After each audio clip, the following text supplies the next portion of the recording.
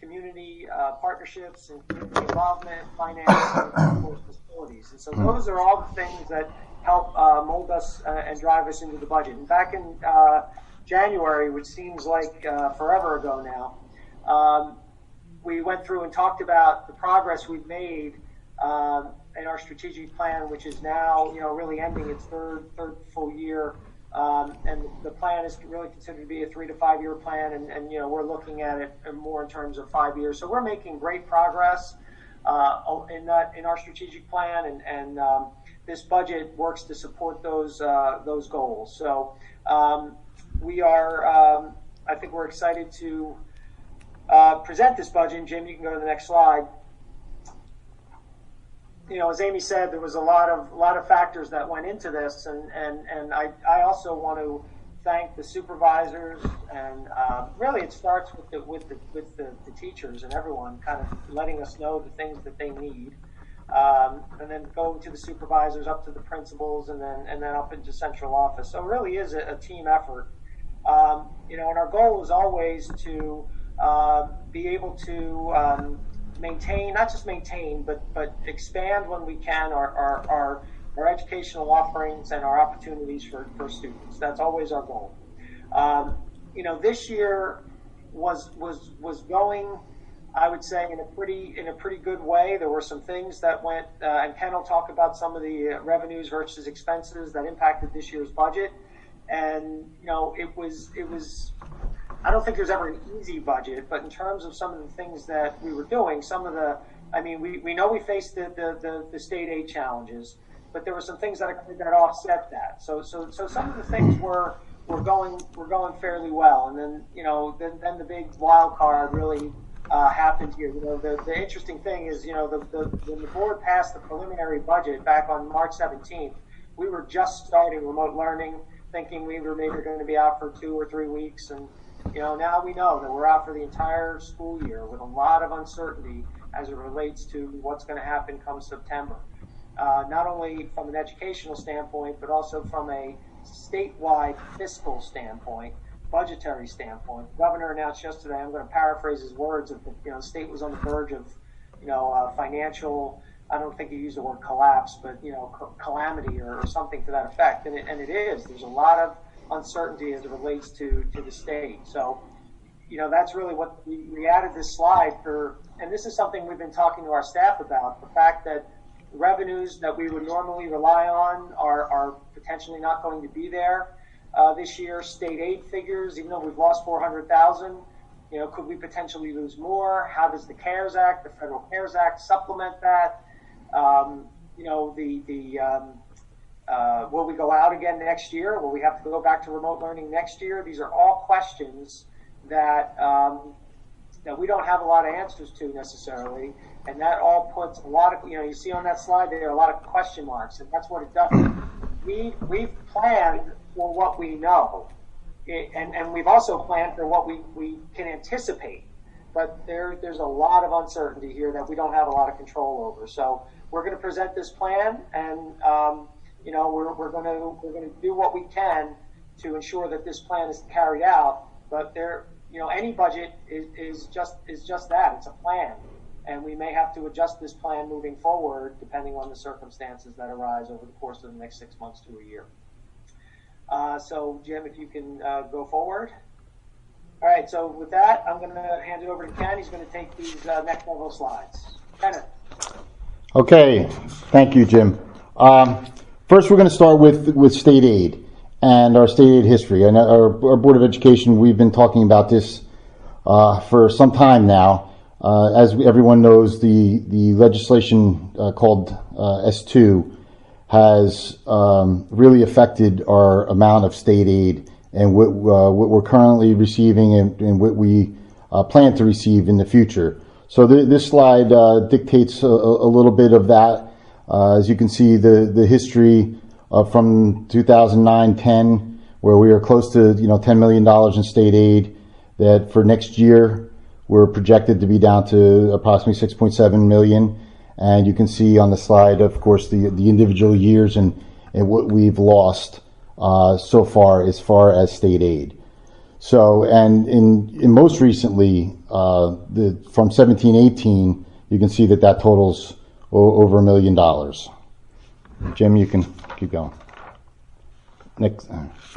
And this is a little bar graph just to illustrate the prior slide, and you can see the 9-10 year and down to 2021. And Dr. Marshall, this was for you. I adjusted the axis for you so that it's more mathematically correct. You can go to the next slide, Jim. Okay, now this is the pie chart. This is how the state aid fits into our budget and our total revenues for our budget. So you can see for the 2021 year that the numbers that the past two slides we looked at, we are now anticipating that 8.73% of our budget will be made up from of revenues, budget revenues, I should say, are made up from state aid. Of course, you can see the biggest piece of that pie is over 86%, which is the tax levy. Now, of course, that's made up by the residents of the town and through property taxes. Now, the other two categories that we have, you see less than 1%. That's our interest revenue, our rentals, some smaller dollars. They're actually not small dollars, but in the overall picture of the budget, you see that that's less than 1%, and the red piece of the pie is our surplus, in which we were able to actually favorable this year for 2021, where we were able to put more surplus towards our budget due to some of the favorable financial moves that the board had made during this year, and we'll talk a little bit more about that as we continue. Next. Okay, so what is it, back to state aid and what it looks like in the future? We had talked about losing over $1 million up until 2021, and this is what we'll see until 24-25.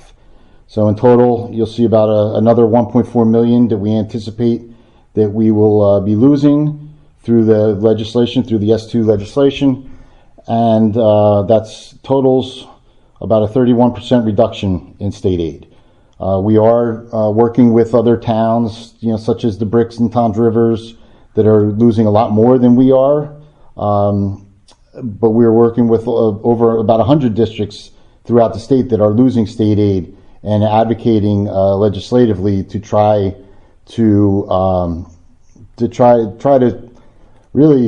not to lose as much as possible. Our efforts have not been fruitful yet, but we're going to keep trying, and that's all we can do. And of course, the pandemic, I don't think has helped, and certainly will not help the state, as Dr. Stefankowitz discussed earlier, as far as state aid. And just to reiterate a little bit, this is a plan. The uncertainty is very large, like never before. Budgets are only, the old adage is budgets are good for a day, and then they're going to change. But never more is that adage, correct. Everything we're going to continue to go through, this is the plan, but we're emphasizing to everyone, staff, to everyone, that the plan can change, and the way things are going most likely will change. There's legislation every day, or in proposed legislation every day. There are new executive orders every day in which we have to adjust for. So we're going to have to adjust our budget going forward for these things that happen. So we're planning as best we can. We're anticipating as best we can. But some things that are budgeted, the reality is they may not happen if something else happens on the other side. So, we're continuing to track the good and the bad of the budget, the loss, the savings and the loss. And actually, I should mention that also. We've been talking about that every workshop meeting, and in your board docs under the budget agenda, I did put really my list of things that we're tracking as far as savings that we could realize, this year, and additional expenses that we're seeing this year, and loss in revenue that we're seeing this year. And many of those things that you see on that list could or may carry forward into the summer and hopefully not the fall. But these are eventualities that we have to be ready for. So we'll continue to do that.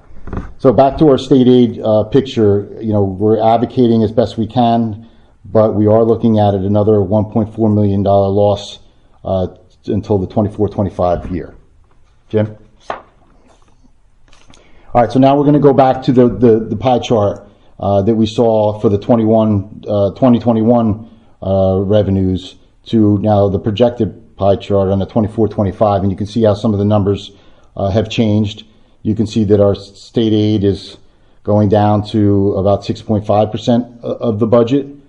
And, of course, that's taking into account the losses.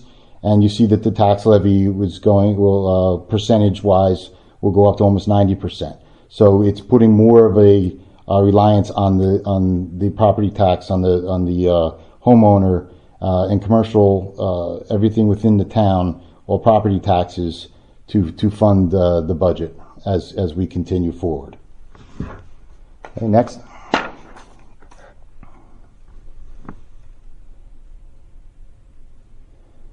Okay, school tax levy. Let's concentrate on the tax levy, the biggest piece of that pie, a little bit here. So this slide explains. Everyone, we talk about a cap, and but to understand the details of it, the cap by the state is imposed on the tax levy, on that 80, well, almost will be 90% piece of that pie. That is what's capped from the state mandates. So that's a 2% cap on that tax levy as far as an increase from the prior year to the next year. So we are allowed to grow the tax levy 2%. Now, they do allow cap waivers. The state recognizes there are few expenses that qualify for what they call as a waiver. Now, the normal waiver that we've only been able to qualify for would be something in the way of health benefit increases. So, for instance, if health benefits increase over 2%, then anything over that 2% we could utilize as a cap waiver. So now when we talk about banked cap, so the next function of that cap waiver is the state will allow you to bank some of that waiver. So if you don't use it in any one year, you don't lose it. So they encourage the districts that if you go under the 2%, or if you experience let's stick with the health benefits waivers, if you experience a high health benefit cost, you can bank that cap and use it for one of the next 2 years. So you have 3 years to use any banked cap that you don't utilize within that current year. Now, that is not additional funding. I want to be clear, that's not additional funding that the state gives us. All that is spending authority.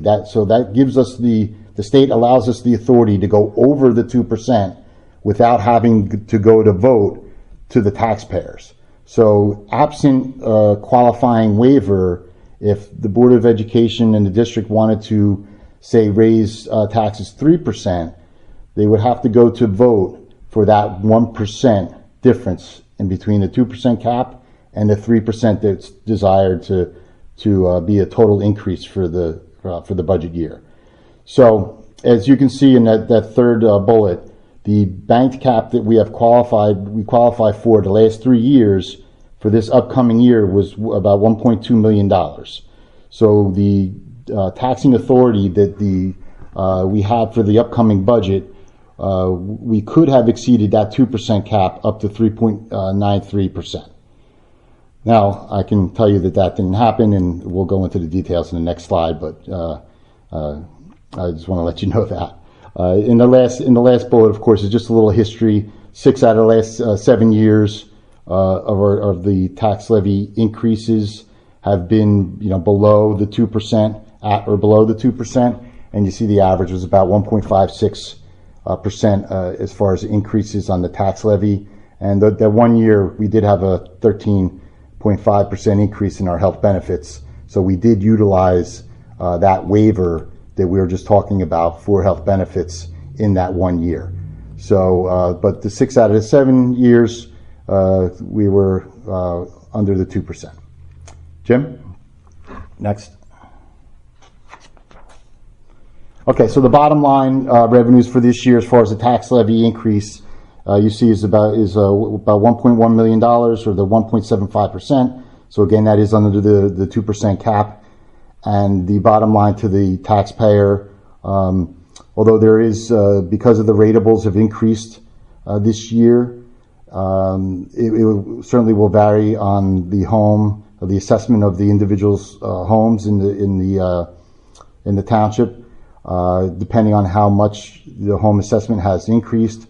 But taking the average home assessment last year, which was just under $500,000, and comparing it to the average home assessment in 2020, which is over $500,000, the average increase will be approximately over $122 for the year in school taxes increase for this tax levy increase of 1.144852, or 1.75%. Jim? Okay, now expenses. So what of those revenues that support the district expenses? I have a couple graphs in here, and just to give you examples as to where the money goes. So in the bottom line, you can see, well, the different categories here you can take a look at. But as you see in the bottom line, the expense increase, of course, this is different than the tax levy increase because that's only a portion of our revenues. But if the total revenues support this expense increase of the 1.358992, or $1.3 million, or it's 1.76%. So it is very similar, even though we had lost $424,000 in state aid.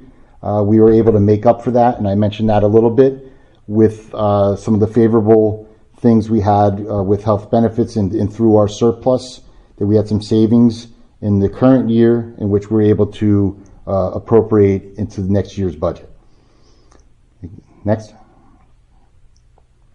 And this is just a chart of the same information showing you the different categories. Next. Okay, again, expenses, you see the bottom line numbers are the same. These expense classifications, you just changed it up a little bit and did a few different categories.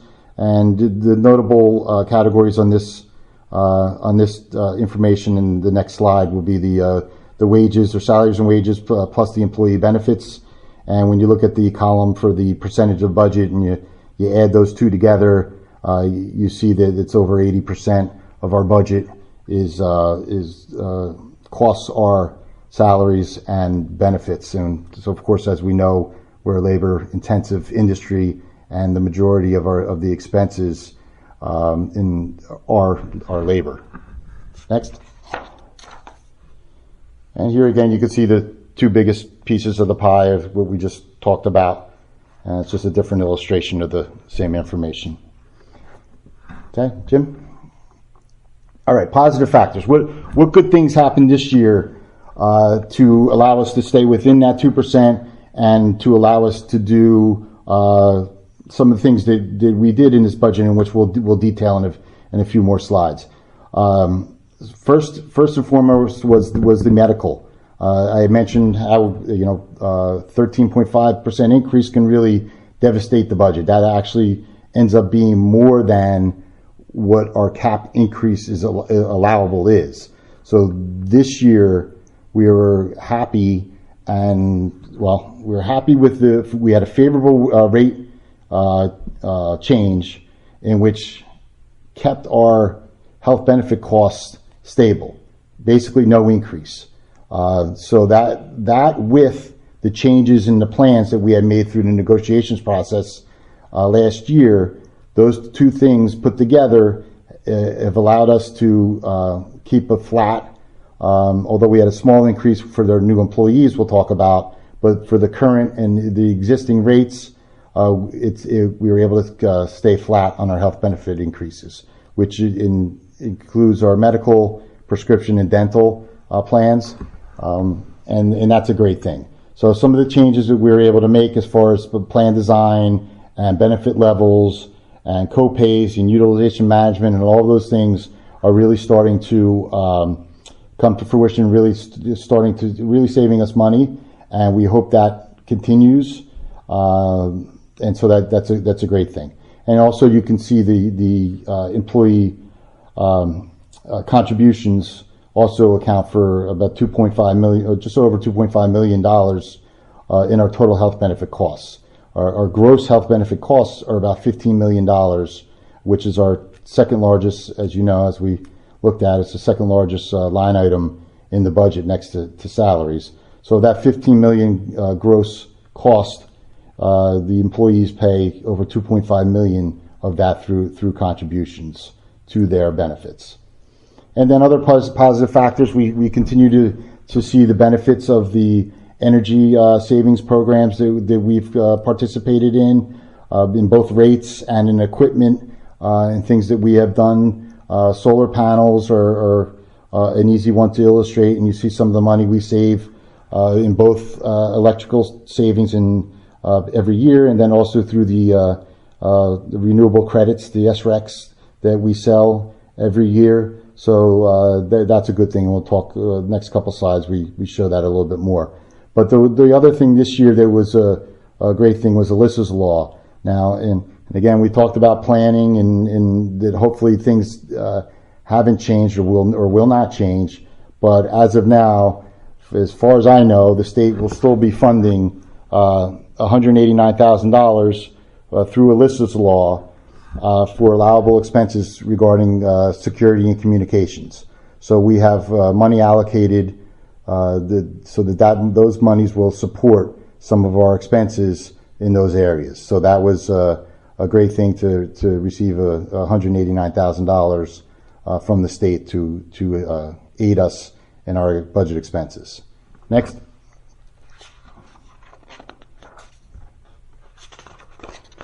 And here this picture of the solar panels. I don't know if anyone gets onto the roof at the intermediate school very often, but and I know, Jim, you probably have seen this from your drone before, but this is an aerial view of the intermediate school, and you can see the little check marks there that Jim's pointing to are the different solar panel arrays.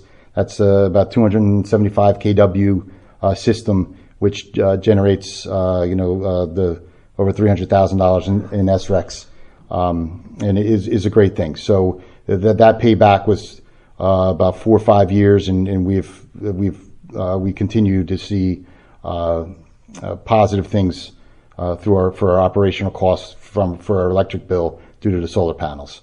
We were also able to do the high school solar panels, and you can see a picture there. And later in the presentation, we're going to talk about.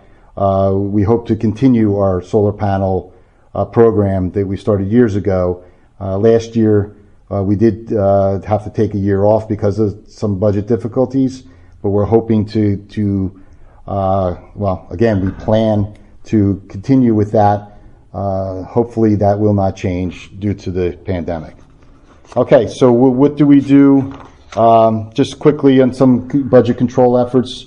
We always talk about cooperative purchasing, and you see on here some of the things we do, from utilities to every kind of teaching and custodial supplies in the different county, state, and local arrangements we have to buy in bulk and to buy with other local other educational entities and municipalities and county-wide entities. So we work through all of that. And one of the larger things we do also is our insurance, JIF, our joint insurance fund with many other school districts and some municipalities. Next. And then locally, we have some cooperative arrangements with the Township of Ocean municipality. Some of the big things we do are landscaping services. Their DPW cuts the grass at our 3 of our elementary schools, and they do the landscaping services there. and we clean their buildings with our custodial staff. Right now, our custodial staff take care of the police station, and we increased our presence there with the pandemic, of course, because of the needed attention over at the police station. But we clean the library, we clean the court, we clean the municipal building, we also clean the police station, and they do things for us. So it's really a great relationship we have with the town, and in the end, it saves us some money, it saves them some money, and in the end, it saves the taxpayer twice as much, because on either side is where no matter what pocket it is, the left pocket or the right pocket, it all comes from the taxpayer. So that's a good thing. So we try to do that as much as possible. We also have other arrangements with other school districts. We have a joint ice hockey team with Shore Regional, Monmouth Regional, where we share costs on that.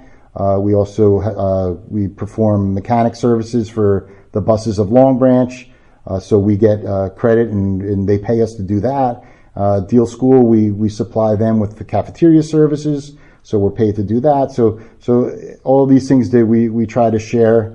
The revenue that we can get from those agreements goes to defray the tax levy as much as possible. Next.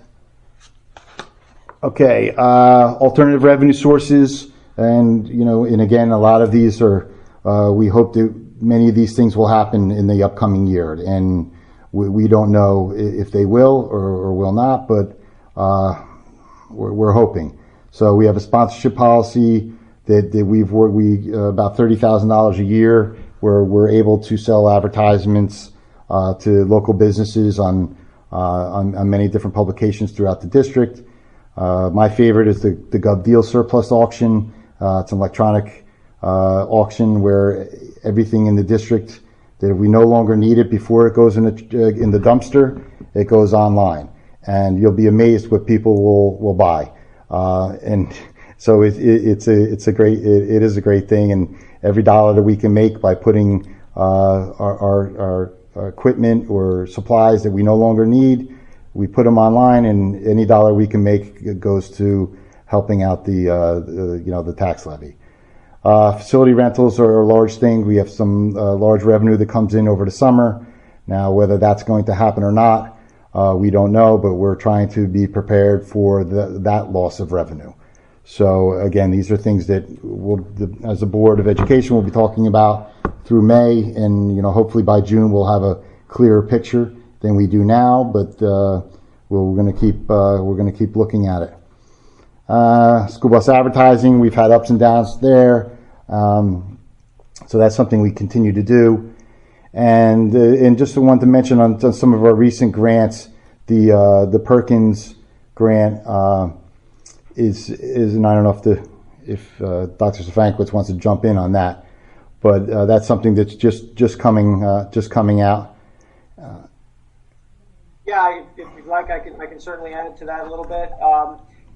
Because you see the first grant in there is our CTE grant. Of course, we're sadly kind of entering into our last of 5 years. That was the $500,000, $100,000 a year grant. We're entering into year 5 of that right now. Perkins is a grant as a federal grant that's tied to CTE, that's Career and Technical Education. So all of our students in our Spartan schools who are participating in those programs make us eligible for federal funds that come through the Carl Perkins grant. That's not the guitar player Carl Perkins, but a different one. And so that money, we are eligible for about $16,000. You see just under $17,000. That's something we still have to apply for. We haven't secured that yet, but we should be able to secure that because that's our federal allotment that we've been told that we are eligible for. So it's an application process that we should be able to secure those funds, and they will be able to enable us to continue. Should be ongoing, and so once we get into that should be able to allow us to maintain some of the recurring costs from the CTE grant. Maybe not completely, but a good percentage of the recurring costs that we incur each year that we will no longer get once the CTE grant expires. So that'll be very helpful. Even though it's not a tremendous amount of money in the whole scheme of things, it'll be very helpful in our continuation of our CTE program. Okay, and the other notable item there is the RWJ, the Robert Wood Johnson Foundation, that has been very generous so far at the Wanamassa School, and we hope that we'll still be able to receive donations from them for a playground at the intermediate school, and there's a future slide on that. So that's some of the things that are in the works there. So again, that's the plan, and hopefully it'll stay. Next, and Dr. Frankowitz, you can stay on for this one. I'm up. Okay, so Ken, thank you very much. Going through all the financial aspects of everything that enables us to do what we do, but at the end of the day, what are we here for? We're here to educate kids, and that's our main role. And obviously, we need the financial support to be able to do that. This town has always been incredibly supportive of our schools, and we appreciate that. We're very grateful for all of what the community has provided to the schools. We value education here, and our community has come through, and in return, I think we provide with our staff and our administration, our children with an outstanding education. I'm not just what is it? I'm not just a spokesperson. I'm a member too. What was that? The Hair Club for Men? Is that who did that? Well, I don't only work here, but I live here, and my child has gone through our school system. He's in 10th grade in our high school right now, and I would have had it no other way. I think he's had an outstanding education in this district. And I would say that even if I didn't work here. So that's something that I think is very valuable to our family, and I know to many families here in Ocean.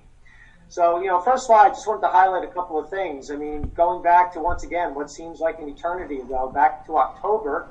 Who knows if we'll be at school boards this coming year, but this was the school board convention back in October where our district was recognized for all 5 schools earning a bronze certification for Future Ready.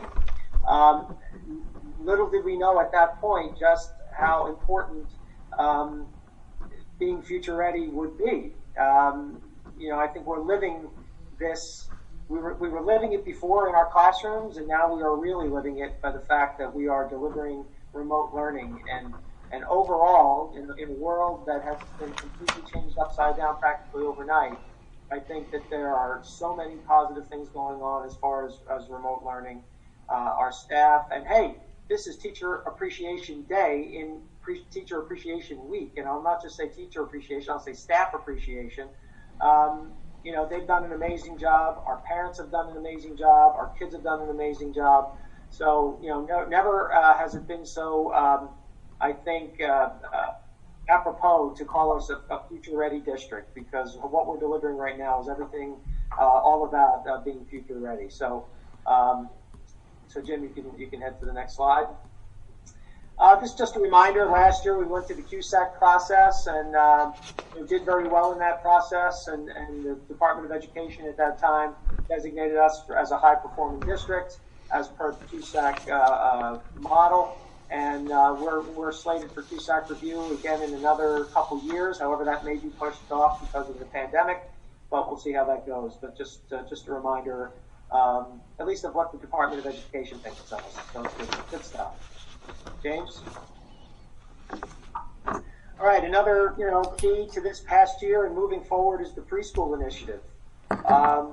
This past about a year ago, we became aware that we were going to be eligible for preschool to get into the pool of the preschool initiative money. That's for the ultimate goal of universal pre-K, which is part of our strategic plan, something that we know will help balance the playing field and level the playing field for our children, so that all of our kids are coming to school as prepared as possible and ready to meet the challenges of kindergarten and first grade.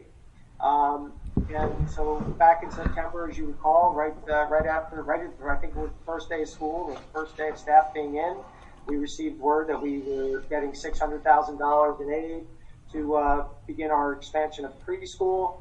And then, of course, for the 2021 school year, we are now expanding. We'll have 7 full-day classes. And once again, we're very hopeful. We keep our eye on this money just because of what's going on at the state financially.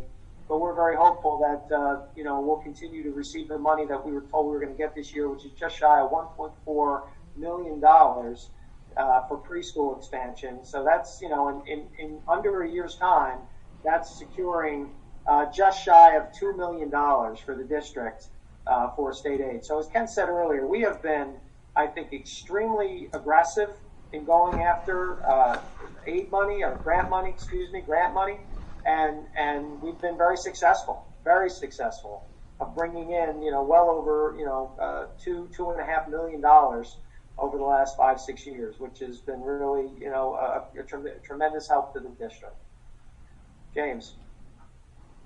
All right, so some of the things that we've been working on and over the last, 5 years plus and into the coming years are, once again, the foresight of former Superintendent Mr. Lisko and, Marion Conrad, former Assistant Superintendent, to begin that one-to-one initiative that we have now carried through and expanded beyond. I think the initial impetus was to have those for the testing that was coming with Park and 3 to 12, and that was a great initiative. But over the years we've expanded it further down to kindergarten, and now we've been able, even through remote learning, being able to expand that down into pre-K for some of the kids who are in need of devices. So that one-to-one initiative has been really outstanding, because without it, I don't know how that we would be able to be. There are some districts, by the way, that just went to virtual learning this week, because I'm talking about in the state, because they didn't have devices for their kids, and we're very fortunate that we had that available to us. We talked about Future Ready bronze certification already. Our STEAM initiatives through Project Lead the Way, which is a curriculum program, pre-engineering program that we brought into the middle school a number of years ago, that we continue for 6th, 7th, and 8th grade students. So that's an outstanding hands-on curriculum that all of those students are exposed to. Of course, we talked about our Spartan schools, where, with our 3rd year of the Spartan School of Business and Finance, 2nd year of the Spartan School of Technology, and of course this was our inaugural year for the Spartan School of Visual and Performing Arts. It's going very well. Looking forward to expanding all of those programs moving forward. If you recall, last year we got a $75,000 computer science grant, which runs through this June. So that's enabled us to enhance our offerings in computer science, which has been outstanding. Of course, adding our BCBA and behaviorist this year has really been a wonderful undertaking within the district, and we're looking forward to expanding those services over time. The academic coaching initiatives, and of course, so much emphasis this past year has been put on our tiered intervention, our RTI model, with tiered interventions, working with kids, and that's the work we're doing with Rutgers University. So a lot of great things going on within the district at all levels, and these are the things that drive us, and things that we're very excited about moving forward. So, James. So these are just some pictures of our Spartan schools. This is our Spartan School of Business and Technology, or Business and Finance. Continue going there, our Spartan School of Technology, and I think we have our Spartan School of Visual and Performing Arts. Just some slides there to kind of highlight those programs. Another thing we do in the district that we started, that's been part of our strategic plan, is to have more family fun nights, innovation nights. So this is a program we do that's really district-wide. The Spartan Innovation Nights that take place at the intermediate school, which unfortunately was postponed this year. We're maybe trying to figure out a way that we can do that virtually. But a lot of great innovation and excitement that goes on as part of that program. And then, Jim, if I'm not mistaken, the next slide speaks to the family fun nights that we talked about that go on within our elementary schools. Those are outstanding nights. And also, too, not just for some of our Title I parents, but also our bilingual family nights. These are great nights, and all of we just had our bilingual, some of our not the family fun nights, but some of our Title I and bilingual meetings virtually last week. So we're working to continue these things even remotely. It's not nearly as good as if we were in person, but still trying to continue these traditions for our district. So great events. So for this year in the budget, some of the personnel additions that we have that we were able to put into the budget. I mentioned earlier the behaviorist that we brought on, who was working primarily at the elementary and the middle school level this past year. So we've added another behaviorist at the secondary level. We have, over the last number of years, so many years, been working with the Ocean Township Department of Human Resources for student assistance counseling services, and that's a couple years ago at the high school, we brought in our own person to work for us full time. The needs have grown to the point where we feel that this is what's necessary at our intermediate school as well. And as a result of this, we feel we'll be able to, in conjunction with our partnership with Human Services, be able to increase the number of hours of our SAC services at the elementary level as well. We will be adding a part-time person. In essence, it's part-time, but we have one person now who's just going to be one full-time person for ESL at OTES. The district has budgeted for a part-time public relations position, more instructional assistants where necessary, two elementary interventionists, one additional one at Dow Avenue, and that would mean two for that school total, and one at Wayside. There's a number of stipended positions at the high school, a reading clinic, after-school reading clinic for OTES, and then, as Ken said, put in here some minimum wage and substitute increases and repurposing of some positions. We've talked about French. We've talked about some of the things. So some positions are going to be repurposed to meet the current needs where the demand is greater. So those are the personnel additions for this year. And we'll go to Ken now for the capital upgrades. Okay, and it's worth repeating. I apologize, but these are all planned items. Now, hopefully, we'll be able to carry out all of these plans. But I just want everyone to be prepared if a curveball comes, which it looks like it may, that we're going to have to prioritize or reprioritize some of these personnel and capital upgrades to see what the highest priorities are and make adjustments on the fly. And so I'll keep the Board of Education up to date on these things as we go, and then decisions may need to be made more than normal throughout the budget year or before the budget year as things change and the uncertainty continues. So the first item there you see is the solar panels that we have discussed. This is our solar panel plan, and next on the list after the intermediate school and the high school is Dow Avenue. That's the roof that's most readily best to be equipped with panels, so that they would be next up, and that's about a $500,000 item. But of course, that expenditure will produce a payback and will pay for itself. As I stated, now it's about a 5 to 7 year payback, and then after those 5 to 7 years, it helps the budget, as we're seeing now with some of our past solar projects. The next one I discussed previously, that we're hoping the RWJ donation that was discussed that will still come through, and for this is a playground at the intermediate school for the fifth grade, and within that has to do with some of the new recess laws and mandates that have come down, and that will help to for the fifth grade students over at the intermediate school, and where there is no playground as of right now. And then we have some other things such as divider curtains at Dow Avenue, the folding the folding divider doors there are very old. So it's time to upgrade them. We have buses in which I know the Board of Education knows that after 15 years or 54 passenger buses, the mandate from the state is that they have to retire after the 15th year of their manufacture date. And so we have 3 of those buses that are coming up on that, and so that'll be a retirement date for those buses. And so then we will need to purchase new buses and 1 school van also.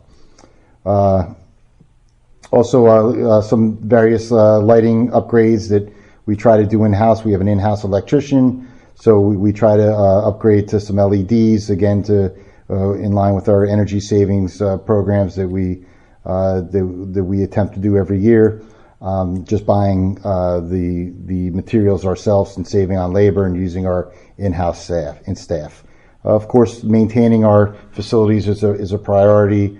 It comes back to you if you do not, such as sidewalk replacement. One slip and fall and a lawsuit can be more than what it'll cost to upgrade the concrete in front of some of the different schools in different areas. So that's an ongoing thing that we take the worst areas every year and we upgrade those concrete areas. And then some of the technology areas that we're still supporting. We have some computers over at the high school that's actually going to be shared with the CTE grant that Dr. Stefankowitz has discussed. So we'll be upgrading those computers in that area. Also, elementary teacher laptops are in our technology rotations that we have in our plan for each year as far as what the need is to refurbish or update as far as technology goes. Teacher laptops at the elementary level are next up. Chromebook replacements, that's 2 grade levels. So that's an every year maintenance for the one-to-one initiative that Dr. Stefankowitz had talked about. And some core switches, some of the infrastructure. There's a need to upgrade some of them at the high school and the intermediate school. And then also telephone systems. And I had mentioned that $189,000 from Melissa's Law. That's where some of that money will go to this replacement. This is another plan that we've had. This is the last portion of that plan. We've upgraded each elementary, intermediate school, and the administration building, and now the high school telephone system is the last upgrade to bring that communication system up to date and really in line with some of the things that are needed when it comes to 911 and security and all calls and things of that nature. So that's where we are with capital upgrades that are planned. Again, hopefully we'll be able to carry out each and every one of these, but we're hopeful that we can. Next.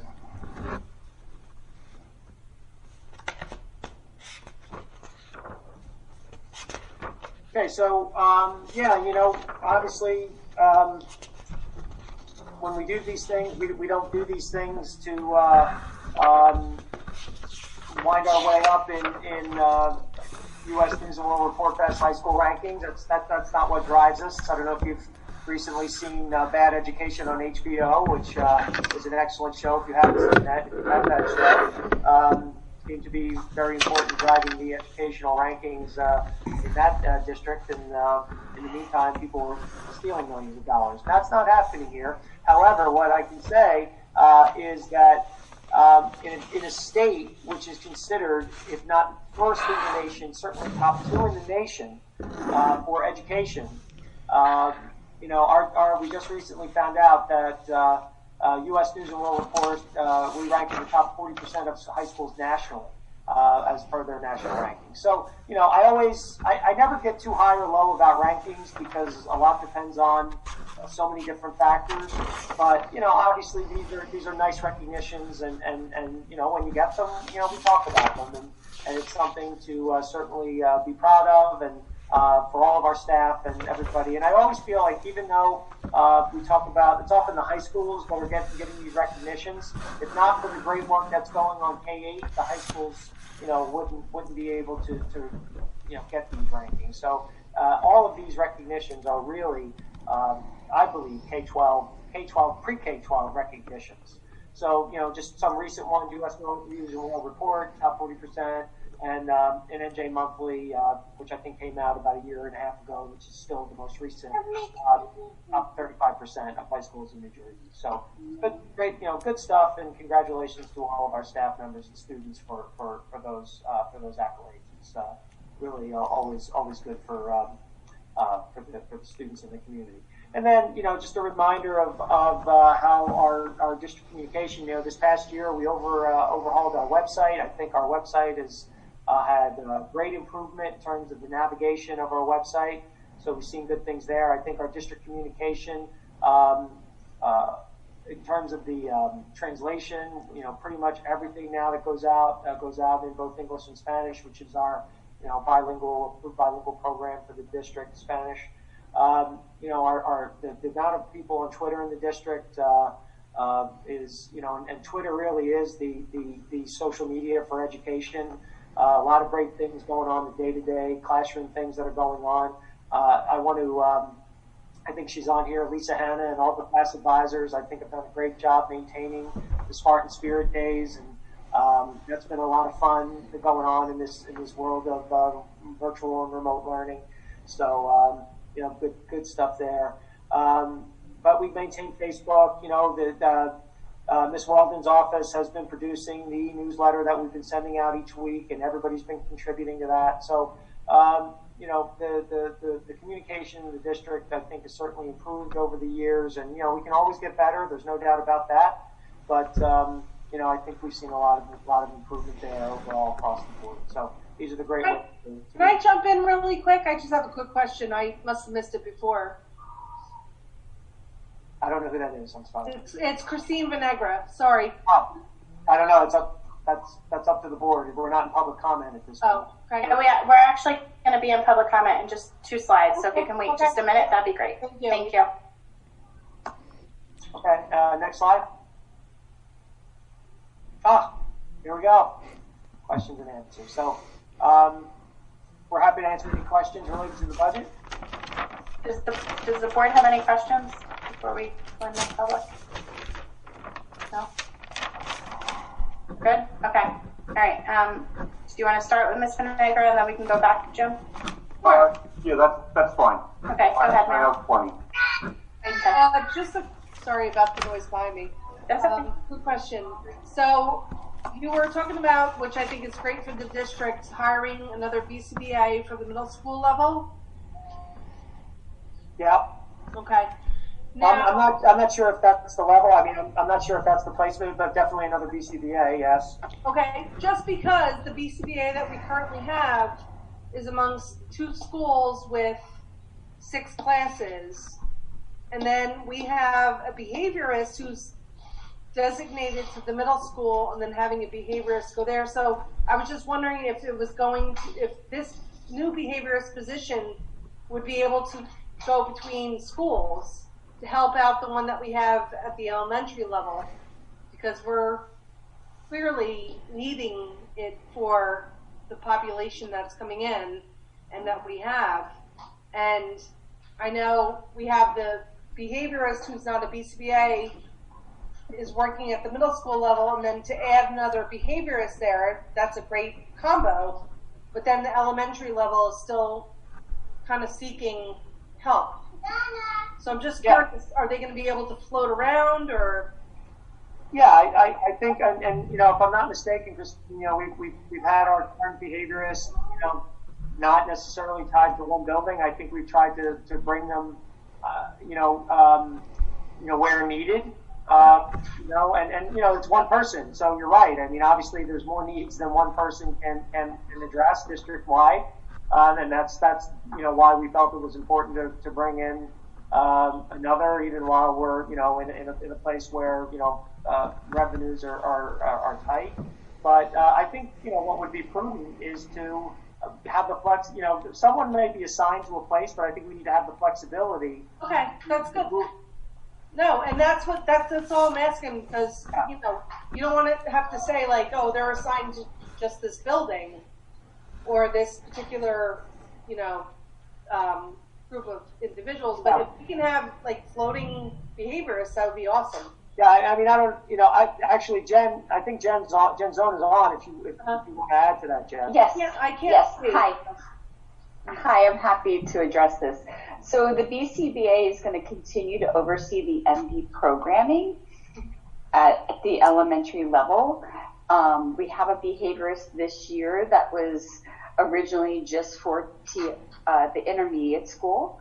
And as the year went on, there was a lot of needs throughout the district that arose that she was then pulled from building to building. So the plan is to start implementing behaviorists at each level. So there'll be a behaviorist that addresses behaviors outside that MD program at the secondary level and the elementary level, and in hopes, to continue to grow that program. But this is where we're at now with 2. Okay, thank you. Does that answer your question? Yeah, no, I was just, because I know Sunmi, she works very hard, and, I didn't know if it was just designated to one school or if it was going to be. Well, the BCBA will continue to oversee the MD programming, where the behaviorists will be overseeing the other programming. Okay. Yes. Okay.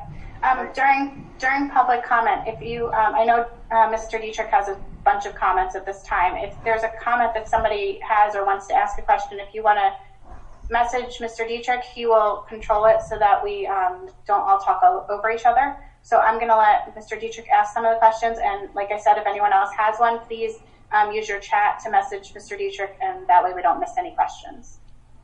Okay, go ahead, Mr. Dietrich. Okay. First 2 questions are from Lisa Pisciata. First one is related to Board Policy 8420. The Commissioner called for revision of the policy to incorporate delivery of remote instruction, special education services, and food insecurities. He called for a steering committee. Are we waiting for additional guidance and taking a one-size-fits-all approach to this DOE guidance, or will we be forming a steering committee as recommended by the Commissioner to tailor this policy to the specific needs of our district? The follow-up to that is, when will this information become available to the public? The comment is, when considering this, please keep in mind that OTES had 2 fires this year, one of which occurred this winter during the school day while children were present and the school was in session. At no time did parents receive communication about this fire or the well-being of their children, staff, or school property. We heard from our children that there was a fire and that they stood outside and saw the department came, smelled smoke, went back in the building, but heard nothing from the administration. Is that? Jim, I would say that comment. Are these budget questions right now? These should be budget questions now. We'll get in the regular comment later, we'll come back to that. Okay. But we do have a regular any question after we vote the budget. So I guess. Okay. Well, number 2 is QSAC, which was on our budget. What specific indicators by number were not at 100% during our QSAC monitoring under instruction and programming? What areas specifically fell below the 100% mark? And going forward, what will be done to make those indicators 100%? Well, I really wouldn't call that a budget question. But It was in the slide. we have one slide talking about QSAC, but that's not really about budget. I mean, would you? Okay. Then I guess we'll do them. I'm happy to answer it the second time around, and we can address it. Or if Ms. Bishotti would like to email me tomorrow, I can answer the question for you. Well, we can do it in public. That's fine. That's fine. Okay. Next would be Alex Hayes. She had a bunch of questions, so she was going to ask them herself. So let me get her off mute.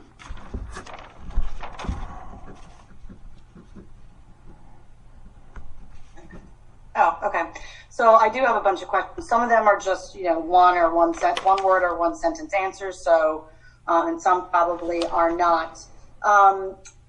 The curtain that is discussed as one of the additions, one of the capital improvements, the curtain to OTES.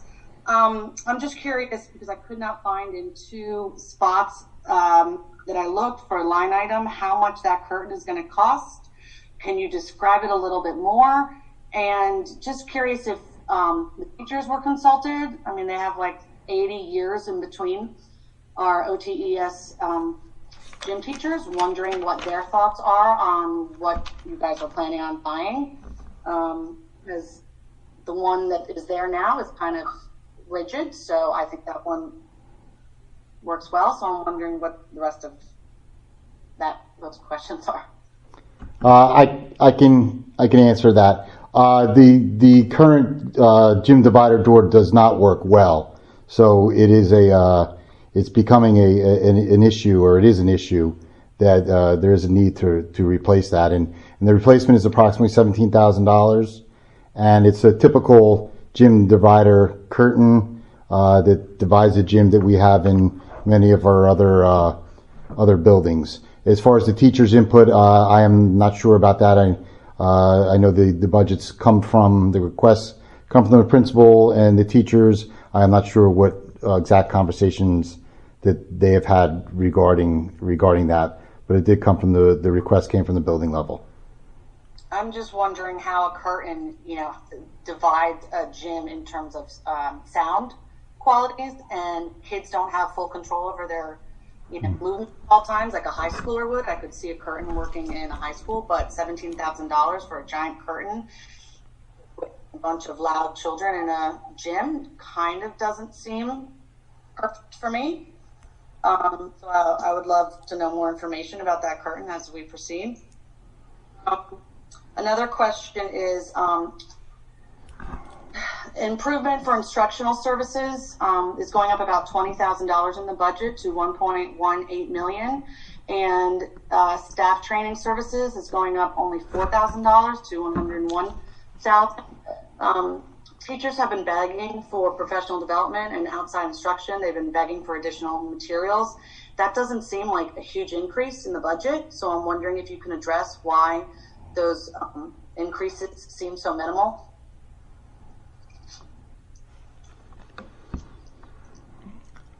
Jim, you want to talk about staff development, or? Yeah, I mean, I can. I don't have the line items in front of me. You said it's $4,000 to $4,000 from $97,000 in staff training services. So, it's going up to 101. Almost a 4% increase. In a budget that's that we try to keep under 2%. So it actually, I would say, is a fairly significant increase.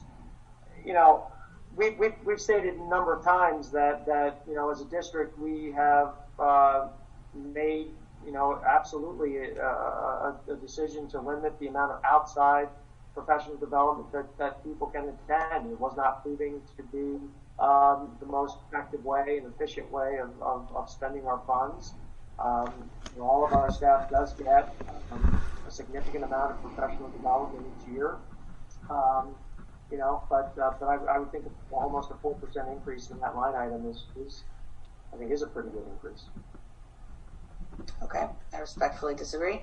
Can you please go over why basic skills remedial education, Title I, II, and III numbers are going down in the budget this year, as opposed to one might assume that since our student population benefiting from those categories is going up, that the budget would actually, we'd be getting more from the feds, when in fact we're getting less.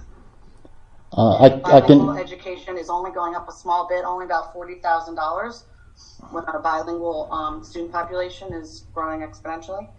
The answer to that is that that's a shift in between the local budget and the Title I funds. So we are actually budgeting more in that area. As you saw on the personnel slide, the two interventionists are part of the basic skills increases. So overall, it is an increase. It's just how it's divided up between the grant funds and the local budget. Okay, that makes sense. Let's see. Enrollment studies. that was given at the February meeting, enrollment studies for the district. I'm wondering how that factored into this budget presentation. They said about 40% student enrollment increase at OTES in the next 4 years, and being that this is 1 year from now, this budget that you all are doing, wondering how that factored into all these budget statistics. If we're going to get 150 new students in 4 years, how did that come into play? We were like, maybe Dr. Stefankiewicz can add to it, but I know the class sizes, we use that information specifically when we look at different class sizes and the different staffing levels at each of the elementary schools. So that played heavily into the decisions as far as where to keep staff or where to repurpose staff.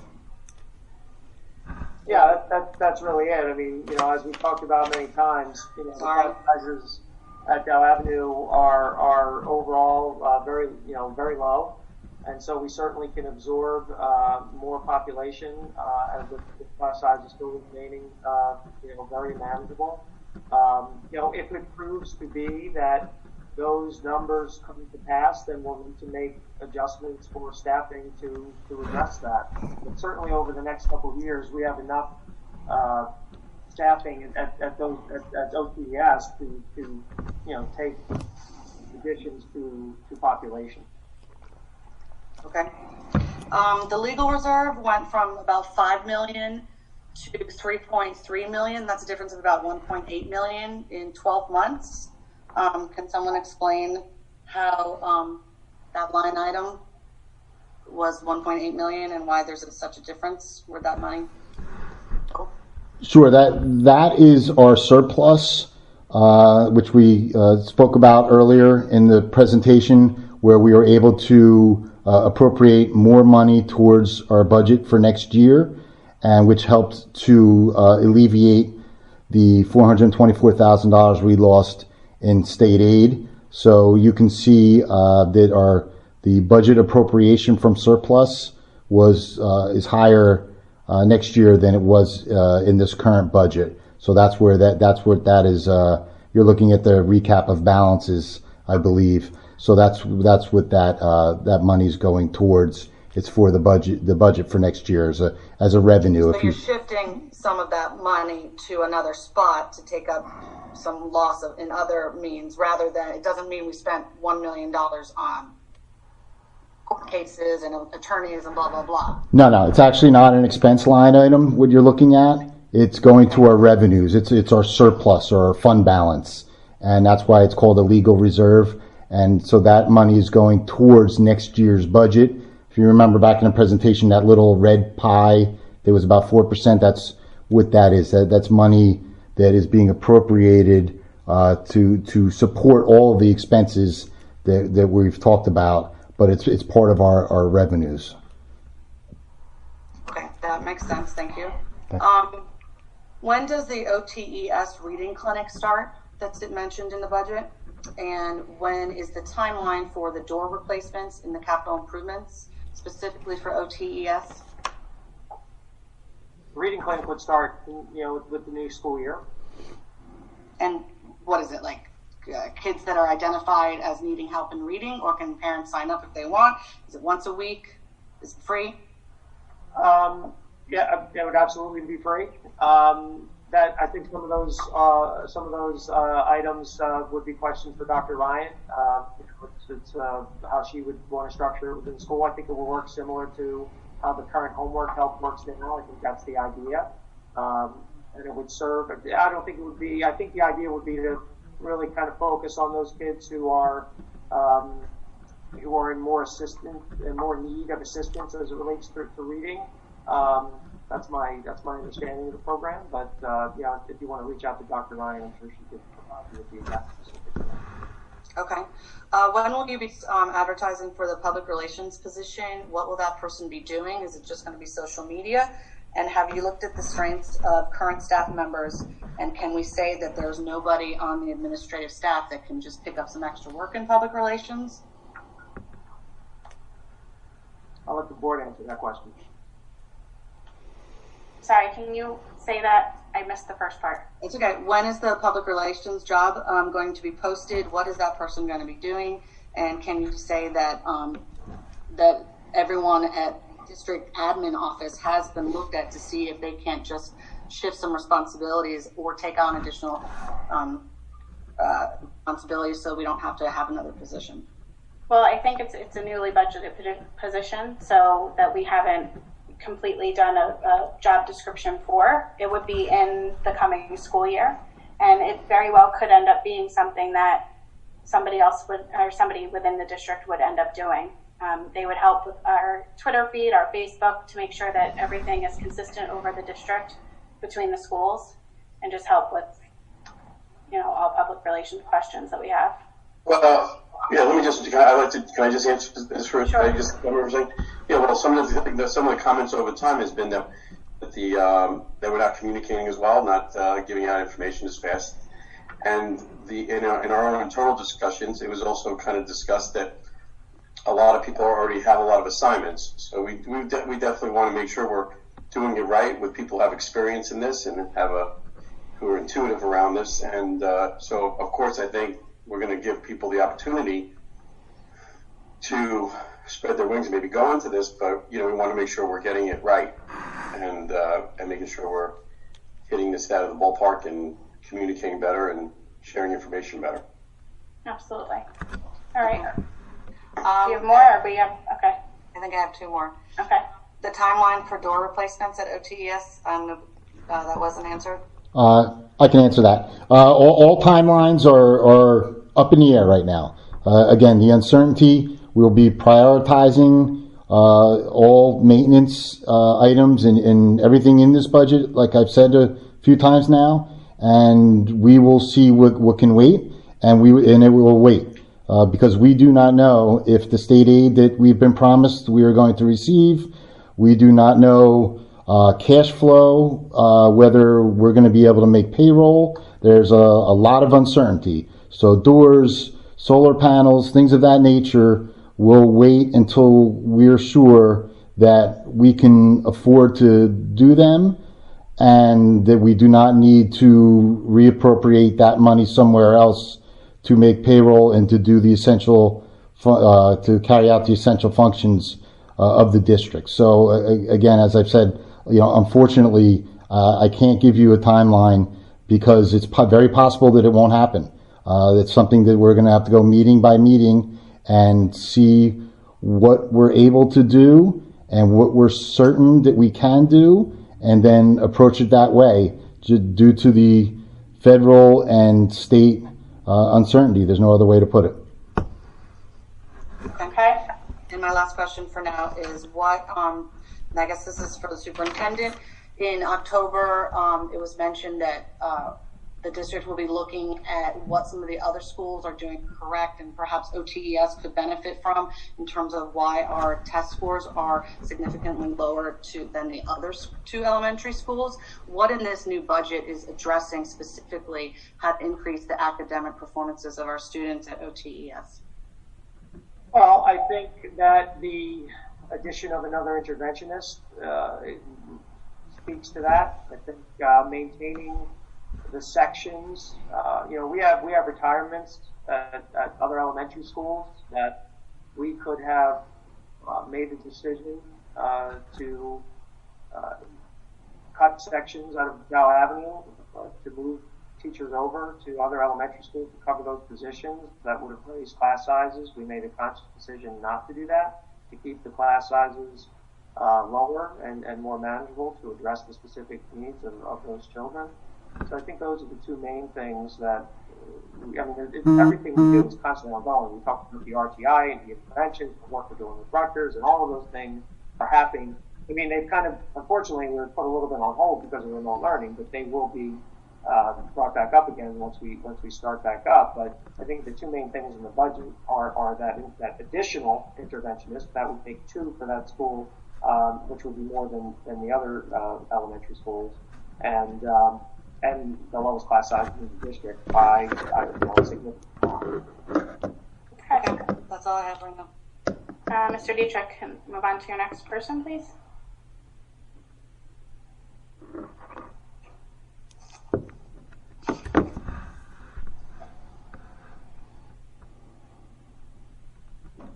Wait, Jim, I can't hear you. Sorry, would help. That's right. I was on mute. Sorry about that. No, thank you. First question is from Cindy White. She has a couple of them here. Our census projected drop for 2020 again dropped. Does that number include new preschoolers? Do we know where our losses are? Yet we are continuing to see projections for increases in enrollment. Can you repeat that question? I'm not really understanding. Yeah, basically it's saying that, the census is projecting drops for us in 2020 again, but yet, we're projecting increases based on the study that we had done. She was asking if we knew, does our number include new preschoolers, and do we know where the losses are?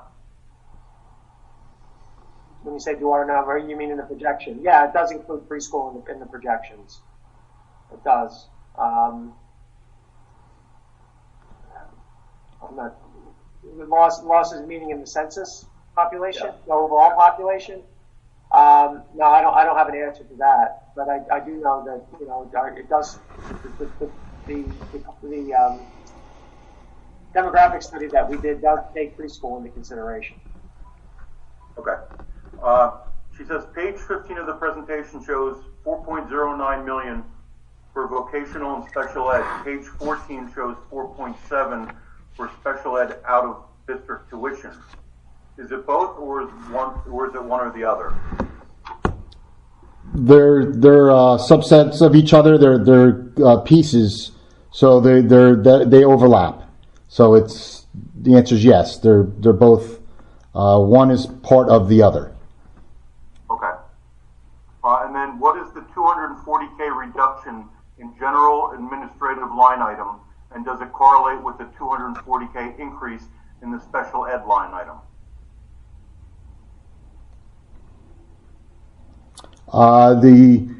No, they have nothing to do with each other, but the administrative line item is some breakage that we anticipate next year, and just reductions in overall copier costs and supply costs and other administrative various items.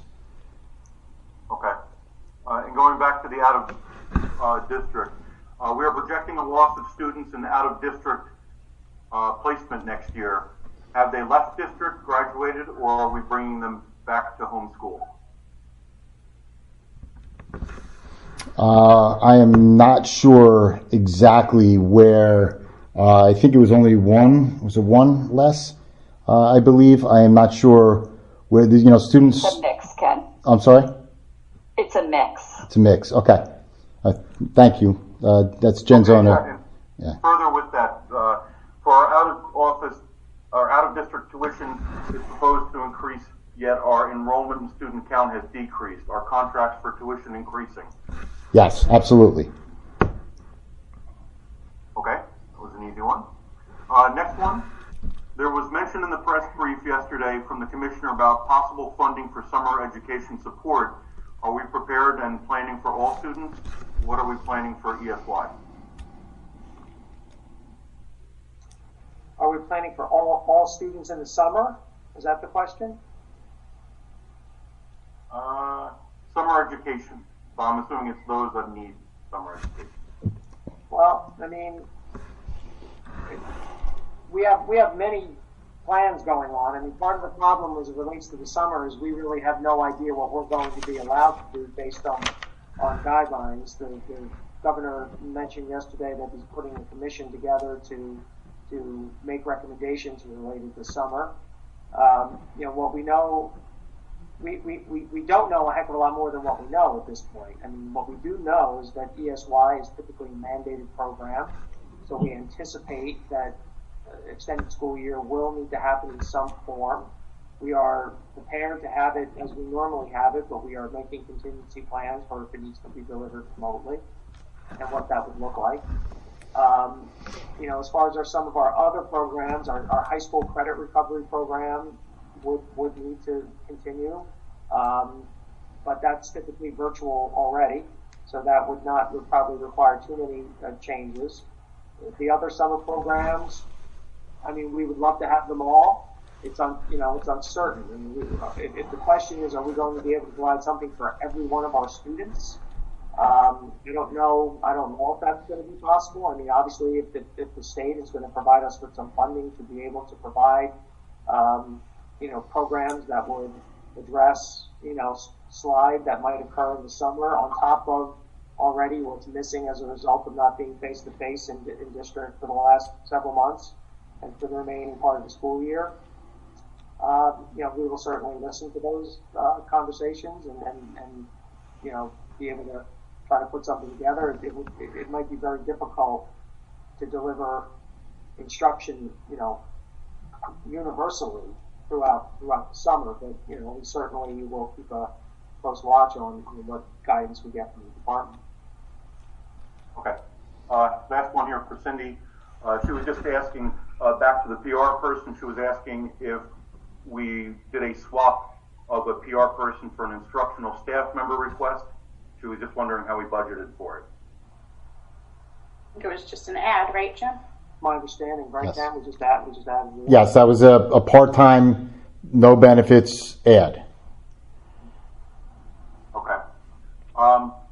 Back to Alex Hayes. She had a question about the tax levy increase. She said that it's a 1.75 increase. She's asking why we didn't choose to go up to 1.99 and get additional money for services and staff. Have we looked into what 1.99 would mean? So Ken, I guess first off, from a dollar perspective, could you just maybe tell us what the 0.24 added up to? Yeah, I mean, just to be clear, we do not receive money, and I want to make sure that's clear. We don't get money to go up to 2%. That still goes to the taxpayers. So the 2%, of course, would dollar wise, what would that mean to the taxpayer or to the levy? Just to the levy. Would you know what that dollar would be? It's another. Let's see. So 2%. You have your calculator, Jim? Yep, I do. It's 1.1 is 1.75, 1.1 million. So it's another couple 100,000.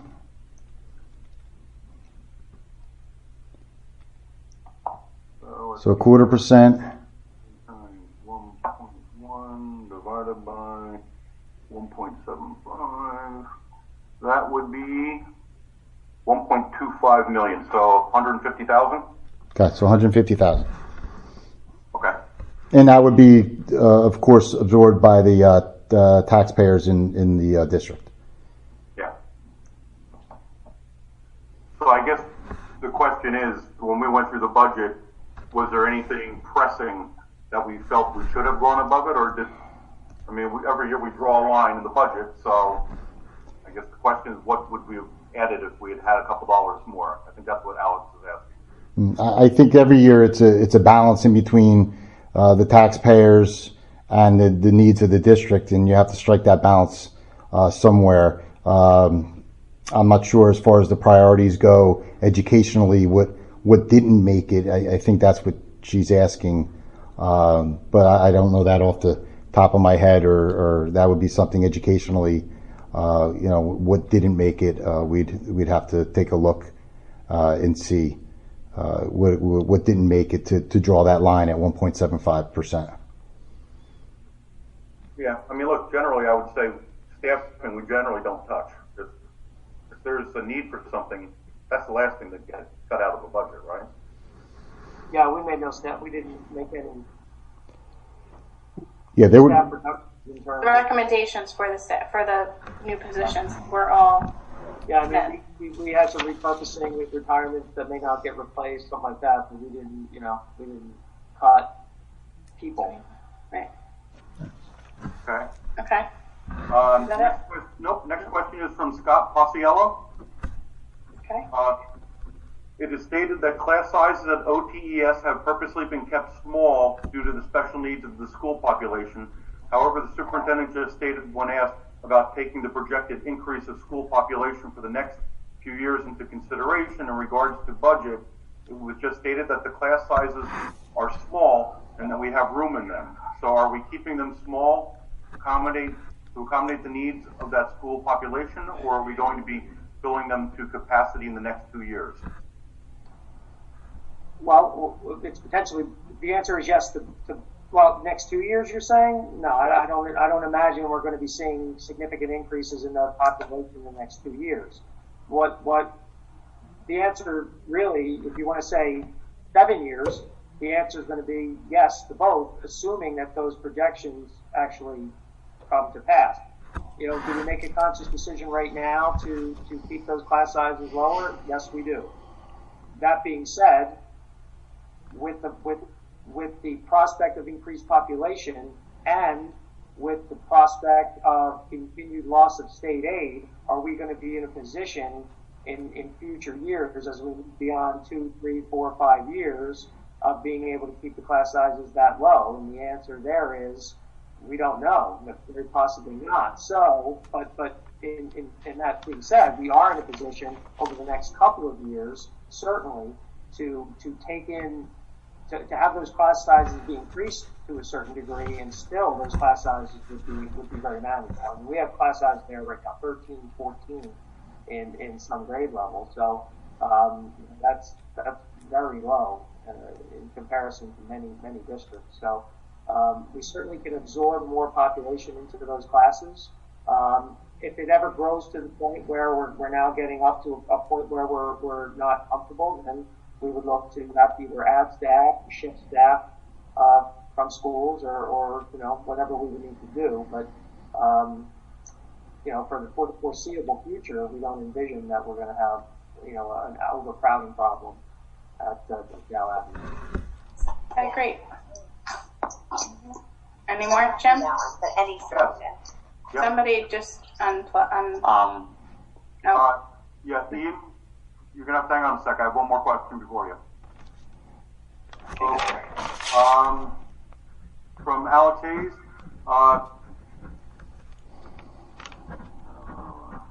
supporting docs mentioned there will be a new ESL hire at OTES. Another doc calls it bilingual. She's asking which it is. We're adding a half of staff. Right now we have somebody who's there for half a day. We're increasing that to full day. It's an ESL teacher. Okay. Is there a difference between ESL and bilingual? Isn't there a categorization or There is a difference for someone who teaches in a bilingual program and a person who teaches ESL. Yes, there is a difference. So I'm not So which one are we getting? an ESL teacher. Our bilingual program is at Wayside. Okay. Okay. Mr. Schwartz? No. Yep. Mr. Schwartz? Oh, maybe he was just off of mute by accident. Okay. One More? more. Yep, one more. Also, Mrs. Hayes, please explain again for the audiences here how we reconcile budget if out of the OTES planning, strategic planning sessions, is it determined that extra staff or new XYZ reading program is paid for? I guess Whatever. If there is something that comes out of the strategic session that says we need this in this building, how will that affect this budget? And can you explain that process? Well, that will depend on the goals and the action items that ultimately come out. I mean, you know, remember that any plan is a typically you know, say like our district budget was our district strategic plan was a 3 to 5 year plan. So that's not to say that Dow Avenues would be. It would probably be more like a 1 to 3 year plan. So with the action items comes the timeline is for implementation. If something's determined that, you know, it's needed immediately, we'd have to take a look at what that is and whether it's feasible. You know, if it's in you know, something that goes into, as Ken said many times, a plan is just that, it's a plan. So, you know, part of any strategic plan is determining the feasibility of what you come up with. And so sometimes timelines need to be extended or what have you. So, I mean, if there was something, I mean, from the first two sessions, I'm not sure that we've heard or seen anything that would come out of the plan that would call for something so significant in the budget that, you know, that we couldn't potentially address it. And I would add to that too, that as Ken always says, budgets are fluid. If there's something that we see that we need, as Jim's saying, that is needed and that comes out of that, we can always open up the budget and look and see what we can not do, maybe to do something there if needed. Well, right. I mean, if they're fluid, but they're not, you know, if you have to move, if you have to put something here, then you got to take it from somewhere else. So, you know, we have to prioritize and make those determinations. Right. Okay.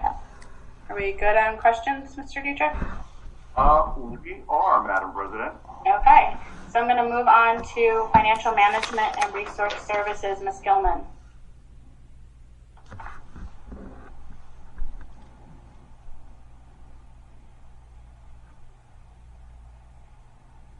As I can see it. Yep. And down there.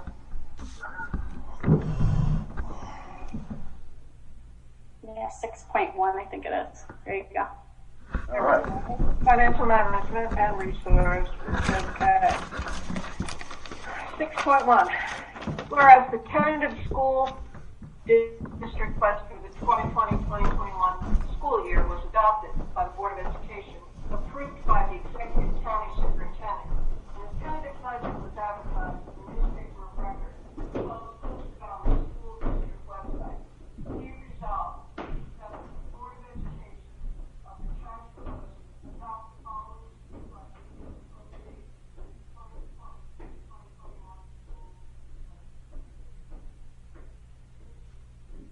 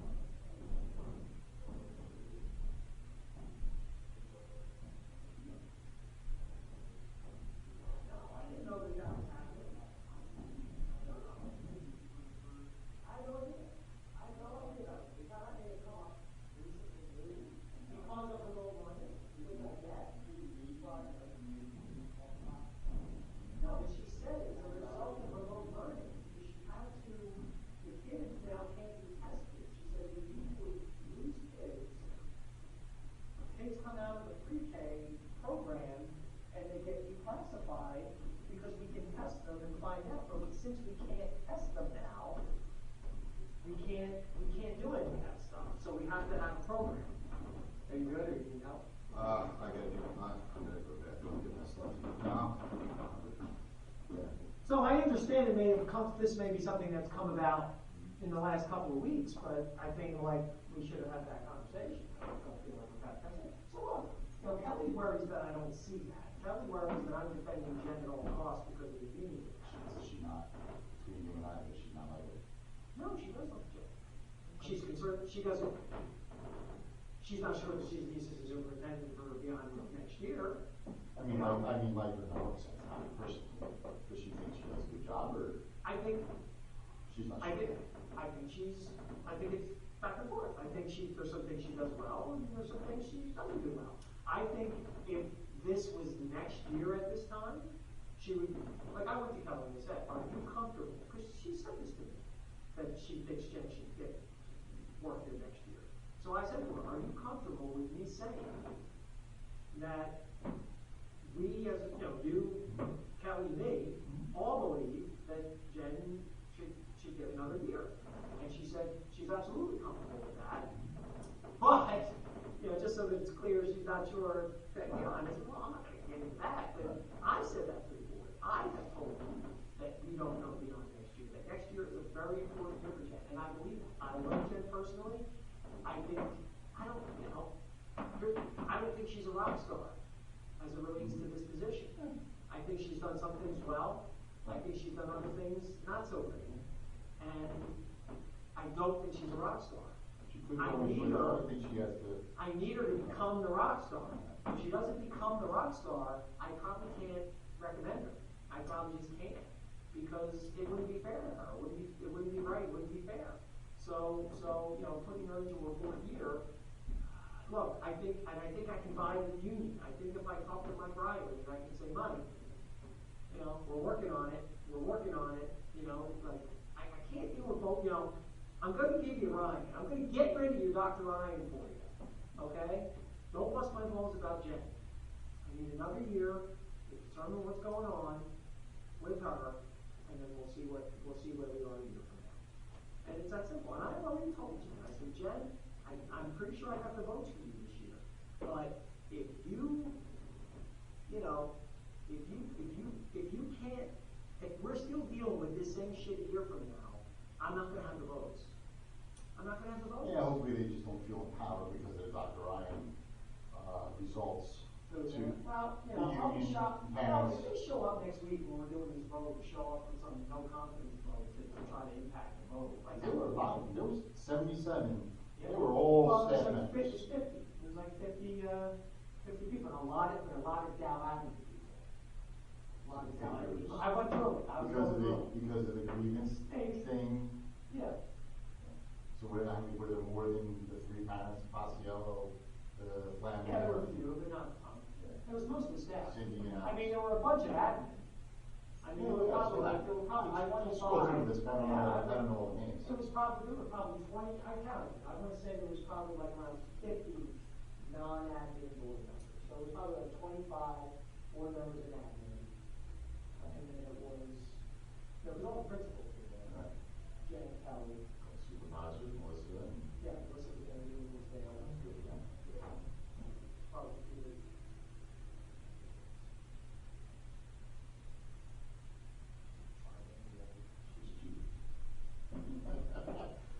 So, non-affiliated, I can have contracts run tomorrow. All the salaries I can submit to Les for the three of us, the contracts. Do all that. All right, man. All right. Look, I'm sorry. The CUSAC is not part of the budget. There's a slide, but it wasn't, no. I was not going to answer it. It was test scores, that's what it was. I was not going to answer it. To me, I might make it wait. That's all I'm saying. I wasn't not going to answer it. I didn't think it was part of the budget, just like the first question wasn't part of the budget. So let's not talking about a fucking fire. There's no fire now. Keep going, honest. There was no fire. Something got hot. Something something got hot and set off a trigger, a sensor. You know, like, Jesus Christ. Now, should she have contacted the parents? Yes, she should have. Fire engine show up at your school, you contact the fucking parents. I mean, how many questions? I think, I was looking at the clock. So the presentation was like 50 minutes. And there were like 45, 50 minutes of questions that were 90% Alex Hayes and 10% Cindy. She doesn't understand what the hell she's asking. That's why half the time I just make something up and tell her. It's not right. It's just easier just to tell her that. Just because CUSAC was in the slide, there was nothing specific in the budget related to CUSAC specifically. So no, you fucking wait until the end. I don't give a shit. And you picked that up well. I'm like, oh, Jim was right on that. What's that? It was a 4.41% increase that the one PD line. Yeah. It's like that's one of the higher increases in the whole budget. Of course. It's only $4,000, but percentage-wise. It's a 4% increase. And Michelle, see what you wrote in the chat? You should have those numbers right in front of you. You're in your office. Fuck you, Todd. You wrote that in the chat. Yeah. Which not to the PD? Yeah, but I said, you know, I don't have that line item right in front of me. I don't know where it was. I didn't in front of me or whatever. But the point is, right? Like we have a 1.75 increase in the budget. We increased that line item 4%. You're gonna tell me we're not putting enough money in the PD? And you know what? Stop listening to the bullshit of the people who want to go to all the bullshit outside conferences that don't mean fucking anything. That's what that is. She says she wants us to spend all kinds of money that Adam do, right. But a PR person, why do we need to hire somebody for that? Why can't somebody else? Doesn't want us. Well, to me, it's a 1-year thing. If that even makes it this year, I think right. Were we clear that anything and everything can be chopped at any time? I hope so. Because if she comes back and says, "Oh, why wasn't that door done?" I'm going to tell her, I'm going to replay it for her.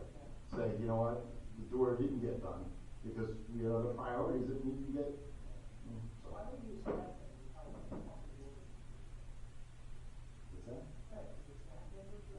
And I had Paul Burke right in my thing, and I was looking to see if he was reacting because they do. Some of them, I can't remember if it's Paul or the other, what's her name, who liked the door, but the door doesn't work at the time now.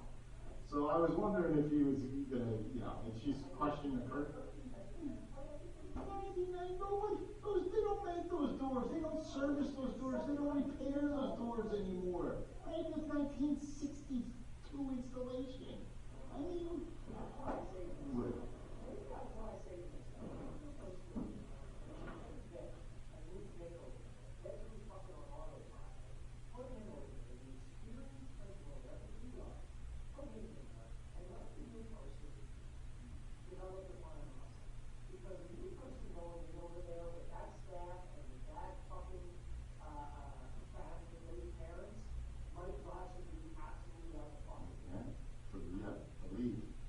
how long is that on stand for? How old are you?